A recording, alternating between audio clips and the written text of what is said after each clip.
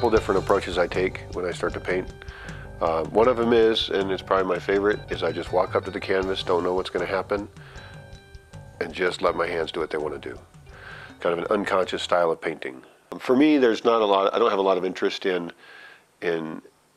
technique as far as showing that I have some massive amount of control and I can, make something look really real. I'm interested mainly in composition and line and color. So that's one style. Another process is to pick a unusual medium. All the blobular style paintings are with the canvas flat and you're just pouring paints onto it and then mixing them as you go. Again, just kind of editing and adjusting the process depending on what's going on. The first painting I made in that style that I liked was one called Internal Organs. So the blobular series was kind of one phase.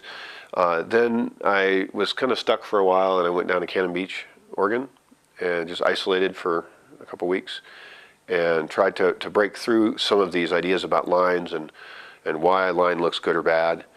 And that kind of started the doodle series in a sense, where you've got stronger lines and things interacting. Doodling is actually, I think, a key way to find out about your own personal art. And so for me, I doodled a lot, and then I realized, well, that would look better if it was 10 feet tall.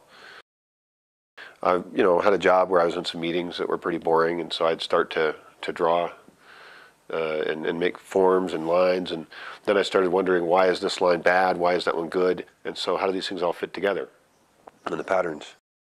Some paintings are a really simple geometry, and I just make them, they're done, and they're gorgeous. I have kind of an idea of about the level of complexity I want, depending on the size of the painting.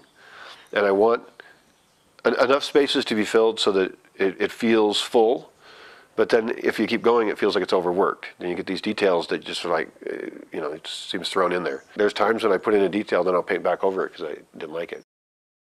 I think I first started to think about composition when I was hiking around with my dad, and he was doing photography in a natural environment, the forests, particularly rainforests in the Olympic Peninsula of Washington, and started to just notice the beautiful patterns in nature of all kinds.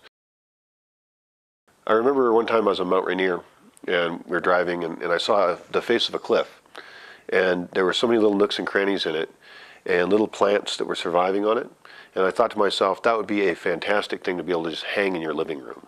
So that was kind of an inspiration for me to actually start painting with the blobular style, was to get some of those textures so that I could get art that I wanted. Photography is probably, for me, the most important artistic medium. It allows really rapid compositional exploration, and then the paints are just fun. I mean, the colors are fantastic. I usually like to work pretty quickly. I like acrylics. I've played around with other ones, but I like acrylics because they're not toxic. They're easy to work with. You can work quickly, and you can make really beautiful, complex stuff. And I can get what I want with acrylics. I do like optical illusions a lot. Those actually influenced me very early on when I was quite young, realizing you can look at something and it is not one thing. It can be seen different ways. Since I live in a forest, I try and figure out what we can do with natural materials. I have played with some stone carving, some wood carving, and made things out of paper pulp.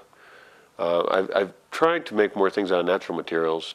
Certainly the god of doing that is Andy Goldsworthy, and I'm not even going to try to be as great as he is. But certainly there's lots of things in the forest that have natural textures that could be assembled to make things that are fairly beautiful. As far as interpreting my art, a lot of people will tell me what they see in it, and I like that. I like that if it's abstract, if it's non-representational, then the person can apply their own meaning.